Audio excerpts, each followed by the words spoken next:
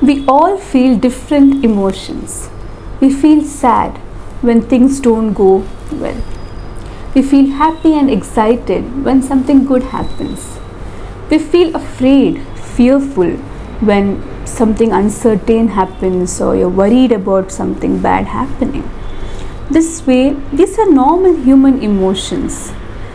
Now, when these emotions go out of control, it's too difficult, it's kind of causing lot of distress, it's causing dysfunction, like because of these emotions you're not able to sleep well, you're not feeling hungry, you are having dysfunctions, like it could be you're not able to perform your work well, it could be that it's leading to lot of fights with your loved ones, any sort of dysfunction like occupational, social, personal. That is when it's important to seek professional help. Sleep.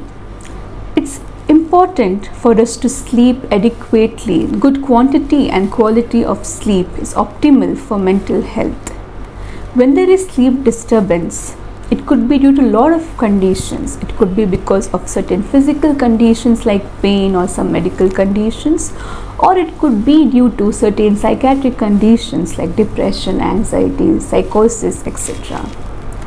This is when you need to seek professional help, when even with good sleep hygiene practices, the sleep disturbance persists. Changes in the usual behavior, like sometimes suddenly a person may start behaving very abnormally, may start saying things like they are very suspicious about people around them, start saying things like everybody out there is trying to harm them, people are talking about them. They may see and hear things which are not truly existing.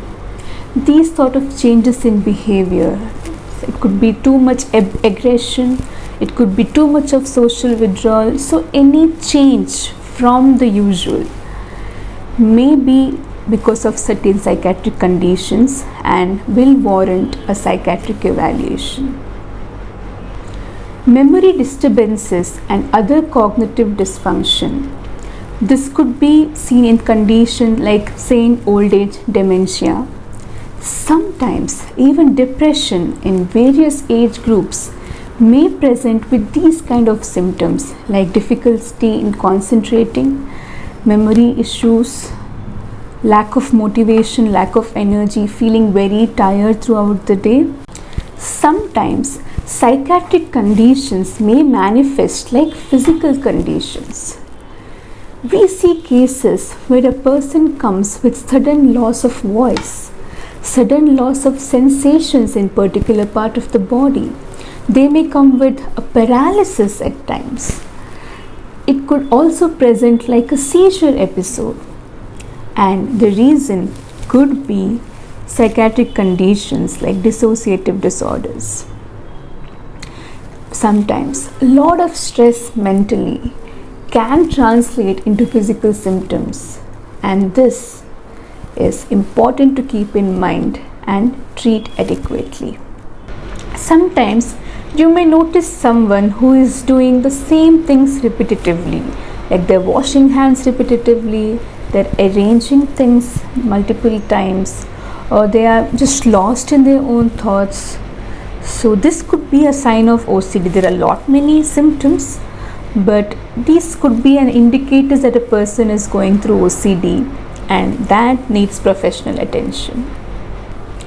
Childhood difficulties like, say, poor academic performance, hyperactivity, not being able to focus, other problems like some low mood, school refusal, clinging on to the parent, feeling anxious, awkward socially, not able to speak outside, maybe in the school or outside the home setting, having other social difficulties like, say, poor eye contact, not able to take turns, not able to understand the social communication. All these conditions may need professional help. Postpartum conditions like say postpartum blues, postpartum depression, anxiety, OCD, psychosis, all of them are very common. So any behavioral difficulties in the postpartum may be of concern and may need professional help. Old age problems, it could be sometimes like the depression may manifest in old age and childhood as different aches and pains, chronic pains, irritability, getting angry soon can present in a different way in these age groups. Eating problems, like some people may have anorexia where they are dreading to gain weight and they restrict food to a very large extent, leading to a very low BMI, which could be very unhealthy. Could be bulimia with similar symptoms, and sometimes they eat and then they self-induce vomiting, leading to a lot of medical complications. Sometimes a person may look like they're not having hope at all. They may feeling very hopeless, worthless. You may see them giving away their things, talking about death, talking about suicide. Do not take this lightly.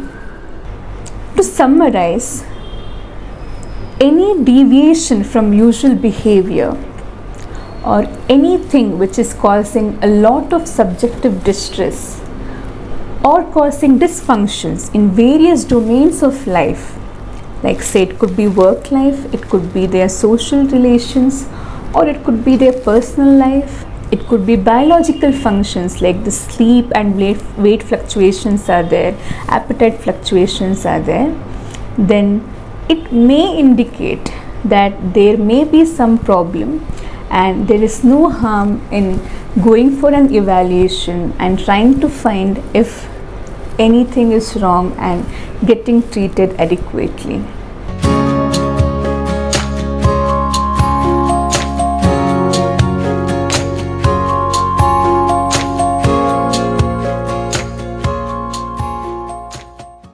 Just like there are a lot of diseases which affect human body, there are certain psychiatric conditions which affect human brain and cause behavioral disturbances.